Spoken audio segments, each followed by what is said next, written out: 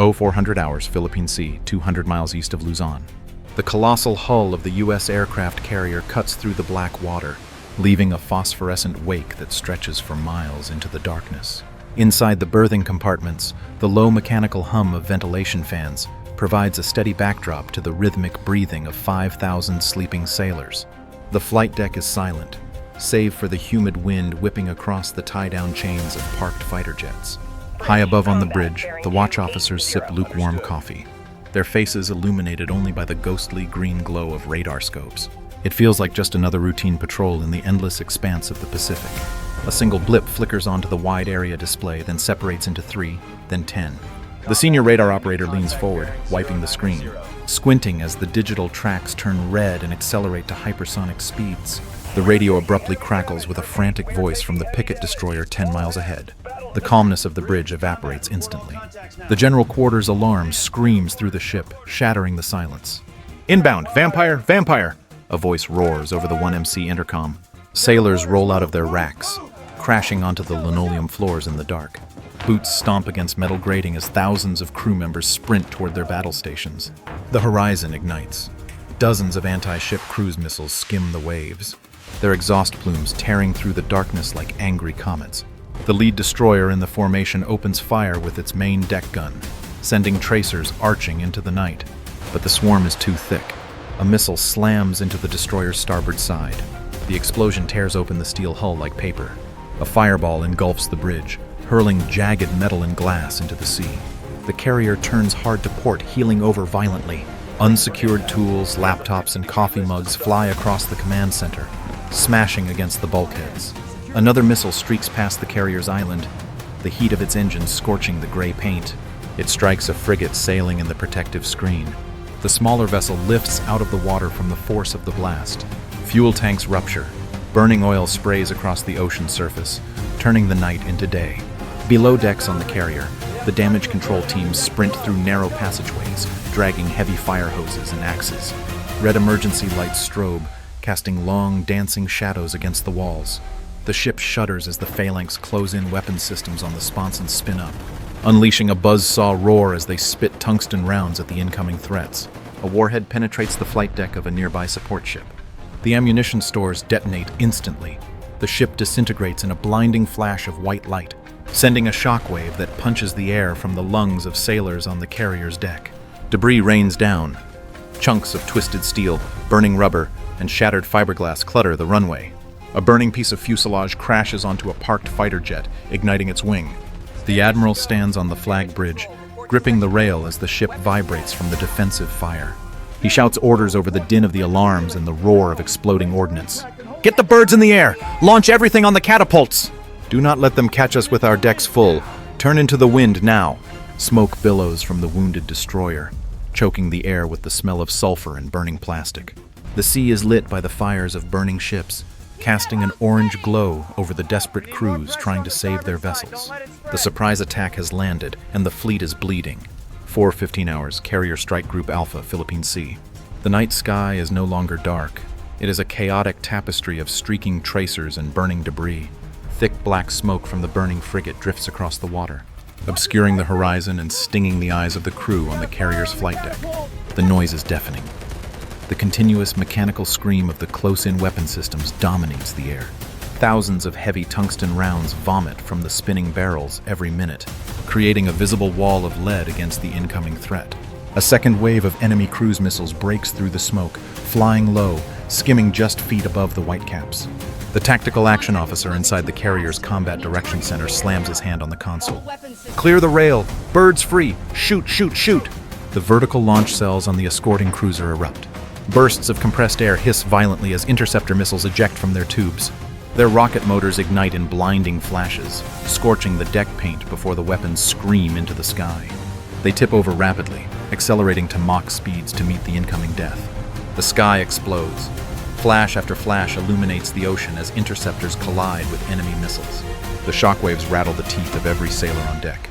One enemy missile, damaged by shrapnel, loses guidance. It tumbles wildly through the air, engines still roaring.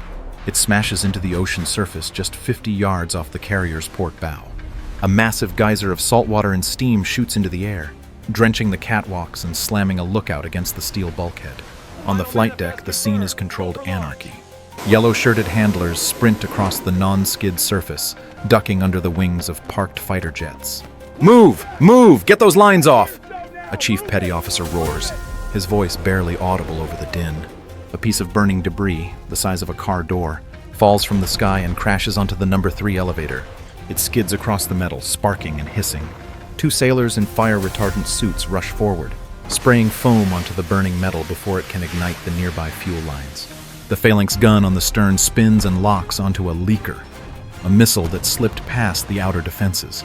The gun roars. The sound vibrates through the hull plates. The incoming missile disintegrates 300 yards out. The explosion is blinding. Shrapnel peppers the side of the ship, sounding like hail on a tin roof. Sparks shower down onto the fantail. A damaged destroyer, listing heavily to starboard, fires its last chaff canisters. The silver clouds bloom in the air, confusing the radar of an incoming warhead. The missile veers sharply at the last second, missing the destroyer's bridge by mere feet. The heat from its exhaust blisters the paint on the radar mast. It explodes harmlessly in the ship's wake, throwing a wall of water over the stern. The attack wave thins, then ceases. The sudden silence is jarring, broken only by the crackle of fires and the shouting of damage control teams. The air smells of ozone, spent gunpowder, and fear. The fleet is still afloat, but the defensive magazines are depleted, and the shield has cracks. The admiral looks out at the burning horizon. The defense held, but the offensive is just beginning. 500 hours flight deck, USS Carrier. The eastern horizon turns a bruised purple as the first light struggles through the smoke of battle.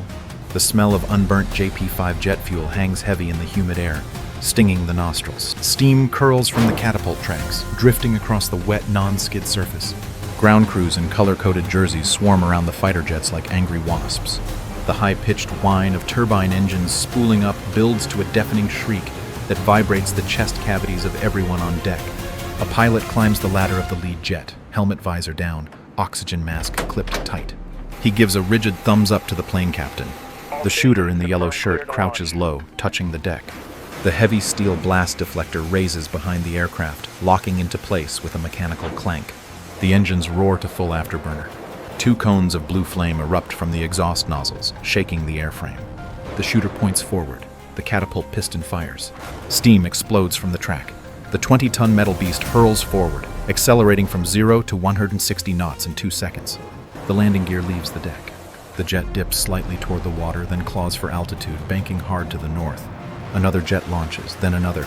Within minutes, a full squadron screams into the pre-dawn sky, forming a combat wedge. Inside the lead cockpit, the radar display lights up with a cluster of red triangles. Bandits, 12 o'clock, 40 miles. The radio crackles. The enemy bomber squadron materializes out of the clouds. Heavy, lumbering giants surrounded by sleek Delta Wing escort fighters. The U.S. flight lead tones a target. Fox 3. A medium-range air-to-air missile drops from the wing station. The motor ignites instantly. It streaks across the gap, leaving a twisted white smoke trail. The enemy escort breaks hard right, dumping magnesium flares that burn blindingly hot against the gray sky. The missile ignores the decoys.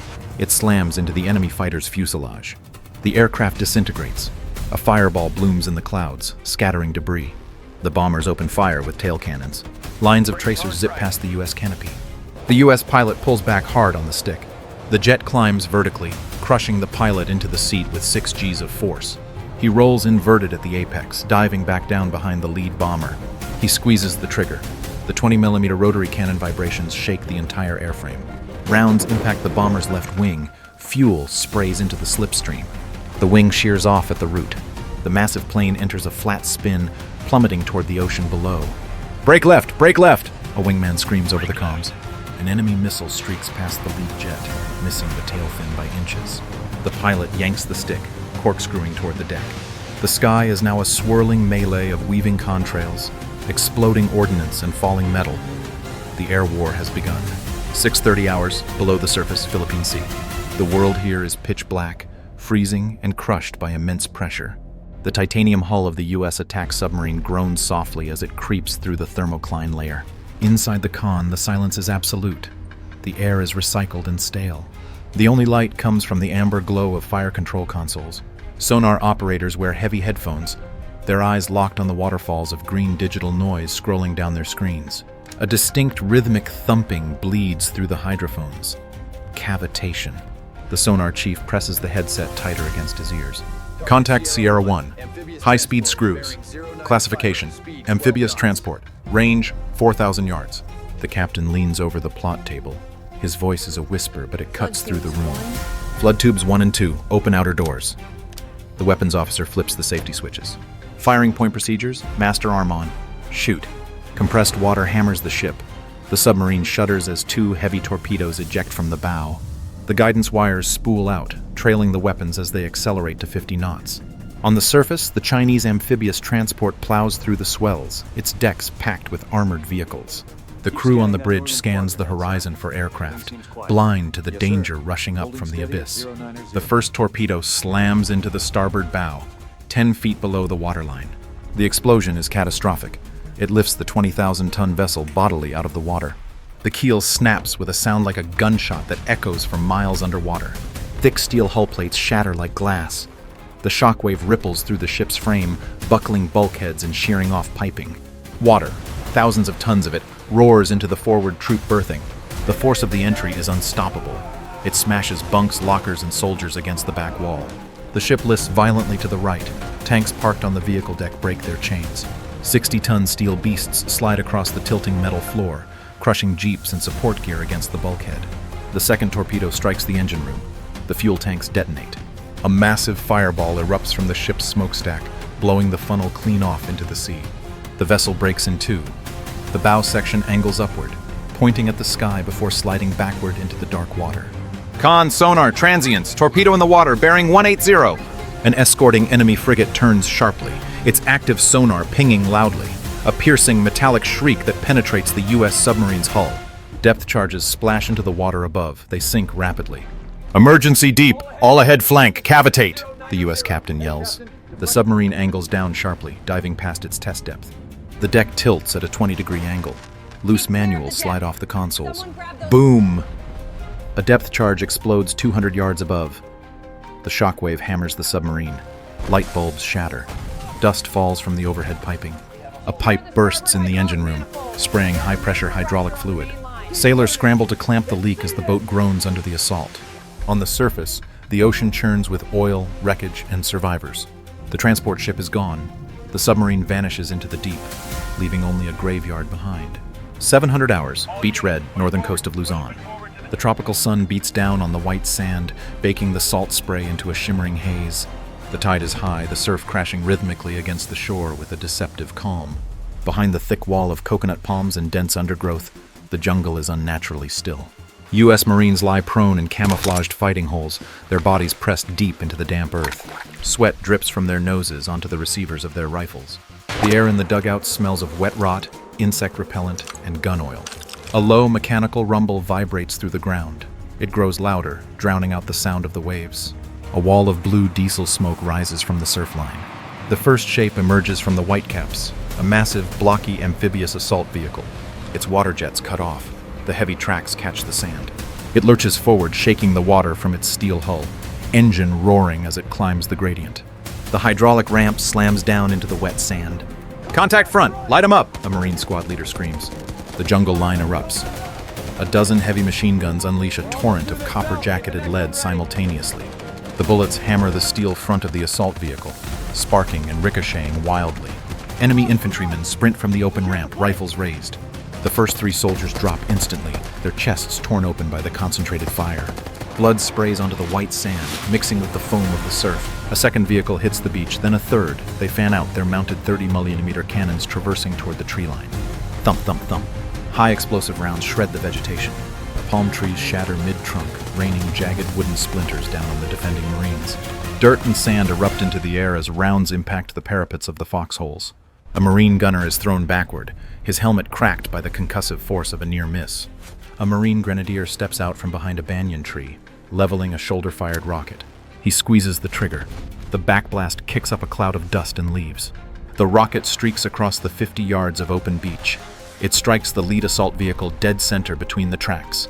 The explosion is deafening. The turret blows clean off, spinning into the air. Thick black smoke pours from the troop hatch. A crewman climbs out, his uniform on fire, and collapses onto the churning tracks. but the wave is relentless. The horizon behind the burning wrecks is cluttered with hundreds more vehicles. They bob in the swells like a plague of steel beetles, engines churning the water white. One assault vehicle crushes a line of driftwood, pushing forward to provide cover for the infantry.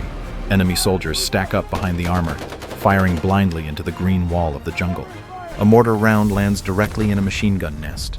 The explosion throws a cloud of red mist and equipment into the air. The firing from that position stops. The enemy infantry seize the gap. They surge forward, boots kicking up sand, shouting orders. The noise is a solid wall of sound. The mechanical scream of engines, the dry crack of supersonic bullets, and the deep boom of exploding ordnance.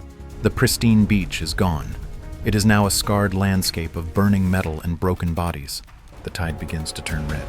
745 hours, defensive perimeter Alpha, 50 yards inland. The jungle canopy is gone. In its place, splintered stumps stick out of the churned earth like broken teeth. Gray smoke hangs low, trapped by the humidity, reducing visibility to 20 meters. The noise is constant, a grinding mechanical roar overlaid with the pop-pop-pop of small arms fire. Marines crouch in muddy trenches, wiping grit from their eyes. Spent brass casings pile up around their boots, shimmering in the dirt. A massive shape tears through the smoke. An enemy battle tank crests the sand dune, crushing a burning palm tree beneath its treads. The turret rotates with a high-pitched whine. The main gun fires. The muzzle blast flattens the tall grass for 50 feet. A Marine bunker to the left disintegrates. Logs, sandbags, and earth fly into the air. The concussion knocks 2 nearby riflemen off their feet, blood trickling from their ears. "Tank, left flank!" a sergeant screams, pointing a gloved hand. 2 Marines scramble up a muddy embankment. One shoulders a heavy anti-tank missile launcher. He tracks the beast. The weapon hisses as the missile ejects, its motor igniting a split second later. It streaks across the clearing and slams into the tank's turret ring. The explosion is brilliant white. The tank shudders to a halt. The hatch blows open, and thick black smoke vomits into the sky. But behind it, 3 more tanks push through the breach. Coaxial machine guns spray the Marine trench line. Bullets chew up the dirt parapet, forcing heads down. Enemy infantry swarm over the dunes behind the armor, moving fast, throwing grenades. A grenade lands in the trench. A Marine kicks it into the sump hole. Thump. Mud and water spray upward, coating the squad. An enemy soldier jumps into the trench, bayonet fixed. A Marine tackles him. They crash into the mud wall. The Marine jams his combat knife into the attacker's neck. Dark blood spurts onto the clay. He shoves the body away and raises his rifle, firing 2 rounds into the chest of the next soldier vaulting the edge. The line is buckling. The sheer weight of the enemy armor is pushing the defenders back. An armored fighting vehicle rakes the retreat path with autocannon fire. 30 mm rounds punch through tree trunks, tearing limbs off the men running for cover. A corporal falls, his legs severed below the knee. A medic grabs his flak vest, dragging him through the dirt, while bullets snap twigs inches above their heads. The lieutenant keys his radio, shouting over the din. "Alamo! Alamo! Fall back to the secondary ridge! Blow the claymores!" A Marine engineer twists the clacker detonator.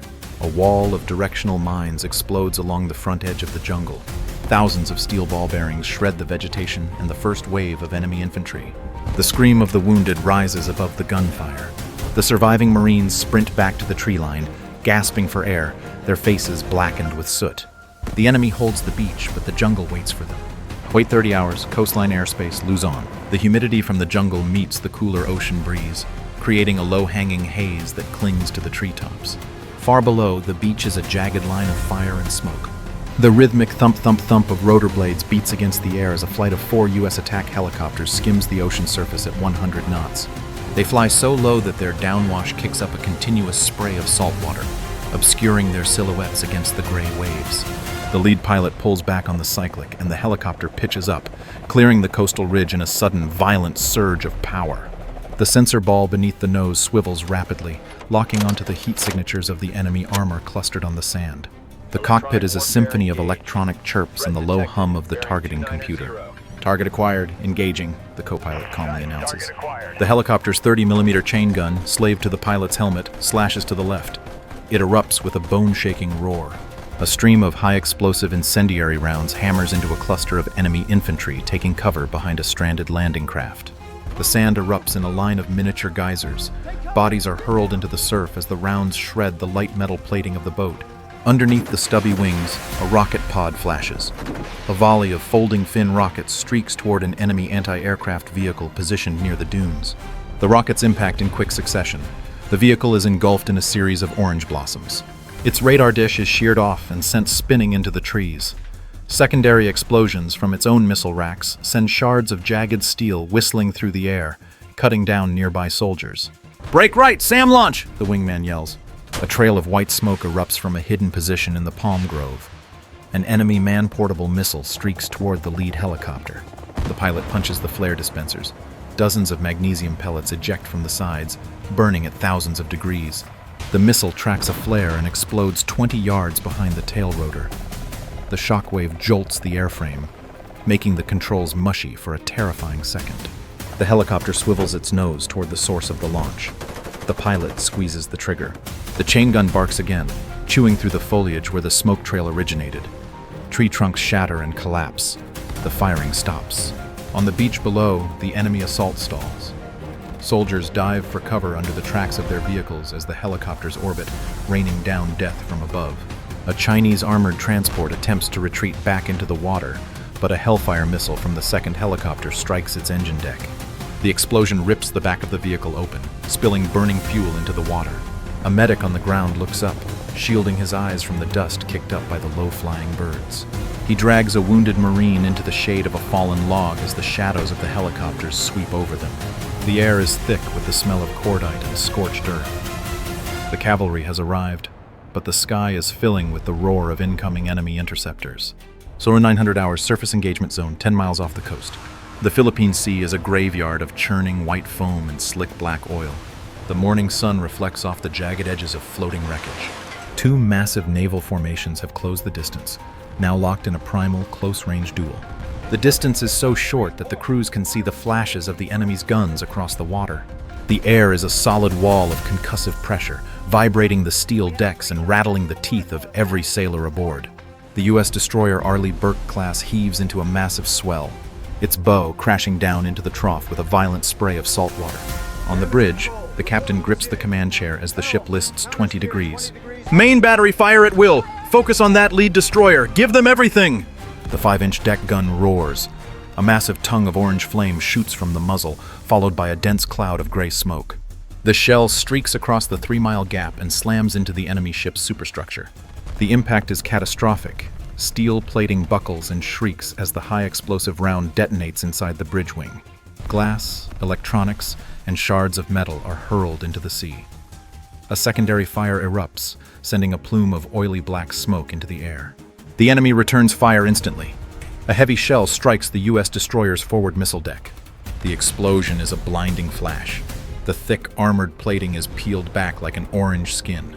A fire team, dragging a heavy hose, is thrown across the deck by the blast.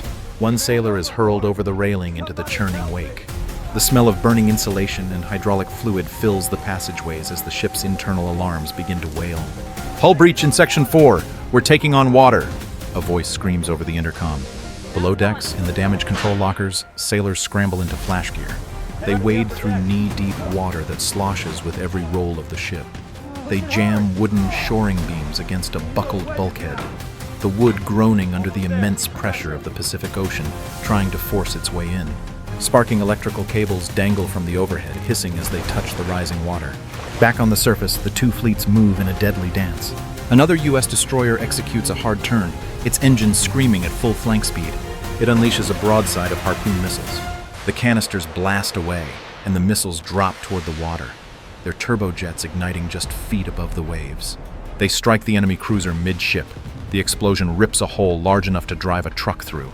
The vessel begins to list heavily to port, its deck tilting as sailors scramble to launch life rafts. The ocean surface is a chaotic mess of fire and steel. A stray shell hits an ammunition locker on an enemy frigate. The resulting fireball rises 300 feet into the air, a pillar of white-hot destruction that momentarily silences the surrounding gunfire. Debris rains down for miles, pieces of the hull, shredded uniforms, and twisted radar arrays.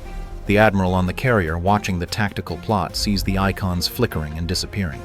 The cost of this close-quarters brawl is written in the blood of the crews and the steel of the ships.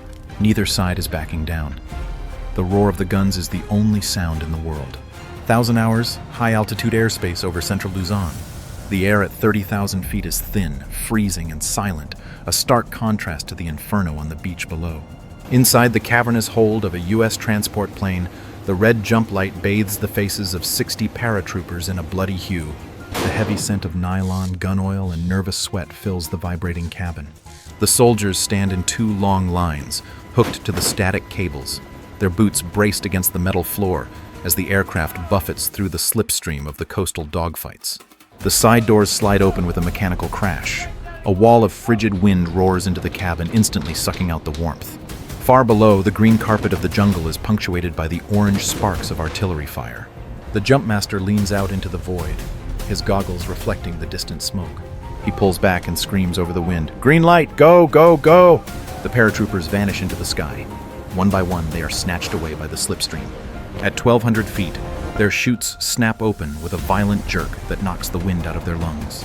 They hang suspended in the humid air, drifting toward the dense canopy behind the Chinese flank. Below them, an enemy reserve company is moving up a narrow jungle track to reinforce the beachhead. They are looking toward the coast, oblivious to the threat falling from the clouds. A paratrooper crashes through the thick palm fronds, his chute snagging on a banyan branch. He swings wildly for a second before drawing a combat knife and slicing the risers. He hits the muddy forest floor, rolls, and immediately unslings his assault rifle. To his left and right, more chutes tangle in the trees. The jungle floor, once quiet, erupts with the sound of Velcro tearing and buckles clattering. "Contact! 6 o'clock!" An enemy sentry yells, spinning his weapon toward the trees. The paratroopers open fire before the enemy can deploy. A suppressed burst of fire catches the sentry in the chest, hurling him backward into a muddy creek. The jungle erupts into a chaotic, close-quarters firefight. Tracers zip through the thick ferns, shredding broad leaves into a green mist. The paratroopers move like ghosts through the shadows, throwing grenades into the enemy's disorganized ranks. A grenade explodes near a Chinese supply truck. The blast shatters the windshield and ignites the fuel tank. The vehicle erupts, sending a pillar of fire into the canopy. Enemy soldiers scramble for cover behind the burning tires, firing blindly into the brush. A U.S. sergeant crawls through the muck, gets a visual on the enemy officer, and squeezes the trigger. The officer collapses, his radio headset falling into the dirt. The ambush is total. The enemy reserve unit, caught in the open and attacked from above, begins to shatter. They scramble back toward the coast, leaving behind their equipment and wounded. The paratroopers don't pursue. They immediately begin digging in, setting up claymores and light machine guns to block the only road off the beach. The hammer has fallen behind the enemy's back. 11:30 hours. Coastal village of San Roque, 2 miles inland.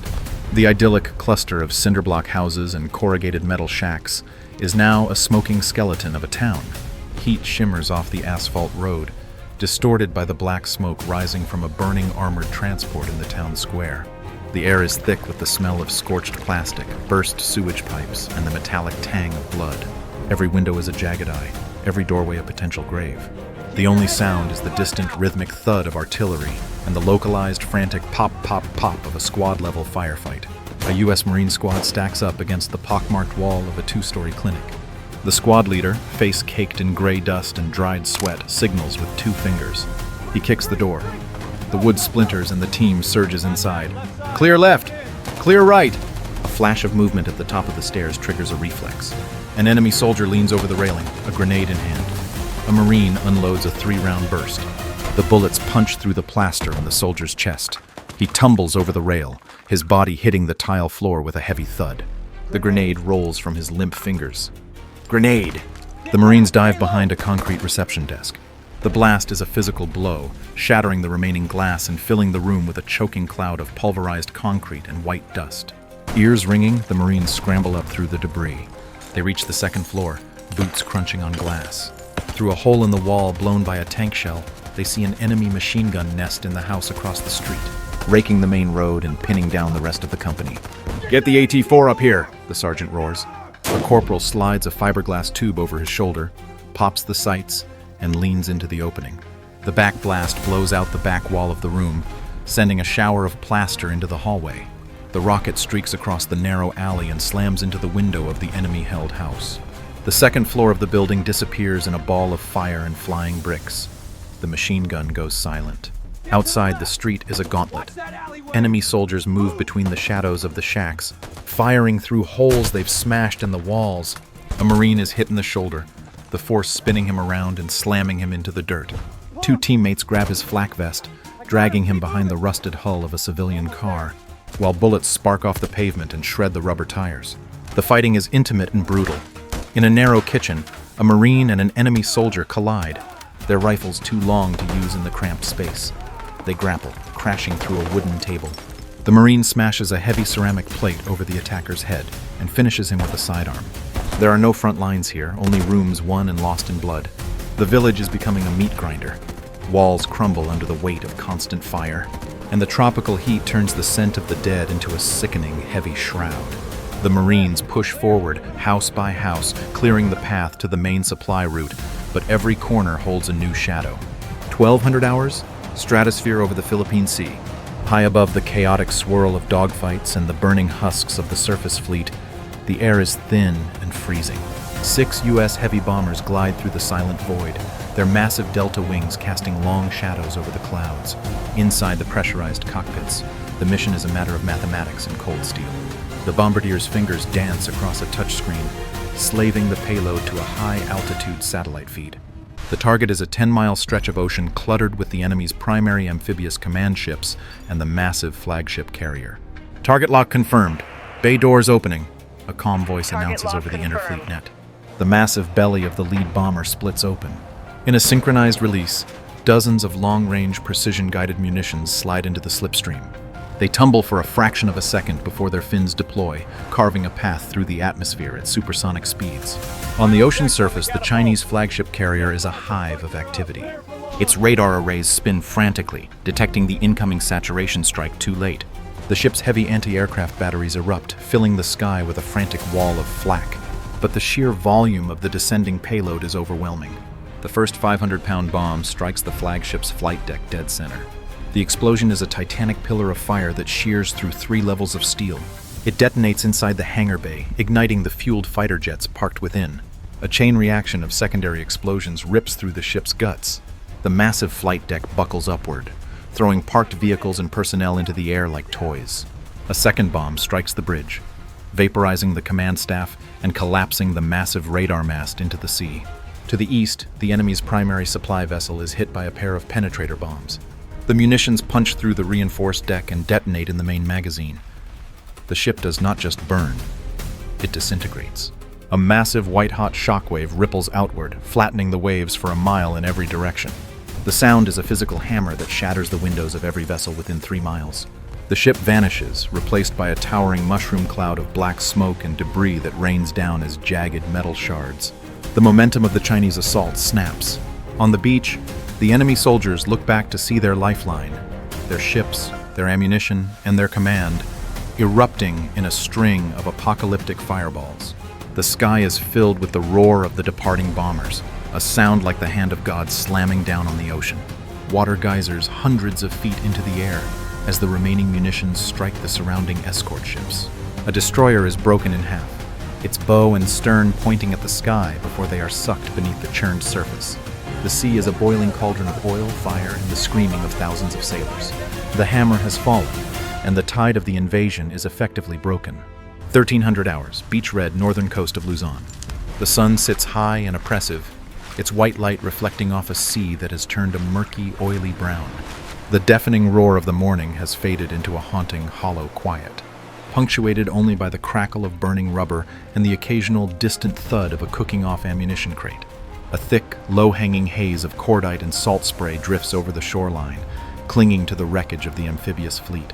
The pristine white sand is gone, buried under a layer of gray ash, churned mud, and the twisted remains of an army. Near the jungle's edge, the U.S. Marines emerge from their primary defensive line. Their movements are slow, burdened by exhaustion and the heavy weight of their gear.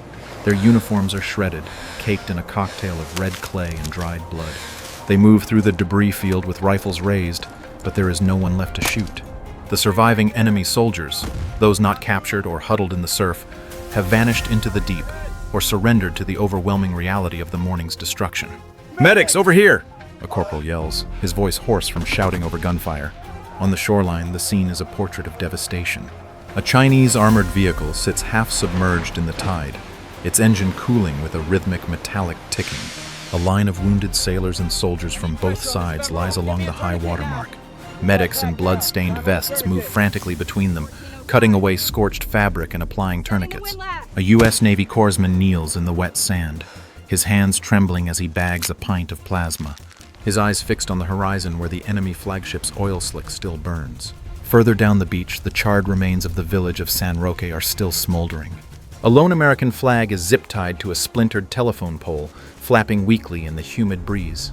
A group of Marines sits on the blackened tracks of a destroyed tank, staring blankly at the ocean. One soldier tries to light a cigarette, his hands shaking so violently that a comrade has to hold the flame for him. No one speaks. The victory is a heavy, silent thing. In the water, the scale of the naval loss is staggering.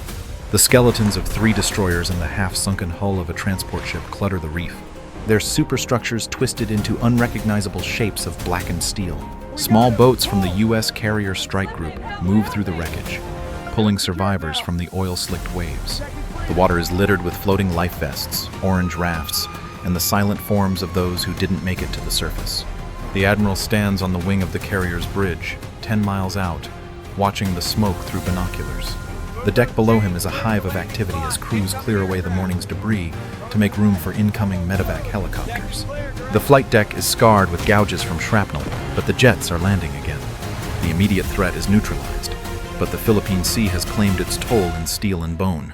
The tide begins to pull back, dragging a layer of black oil and debris with it, leaving the shore of Luzon a scarred monument to the great battle. The invasion is over. The cost is only beginning to be counted.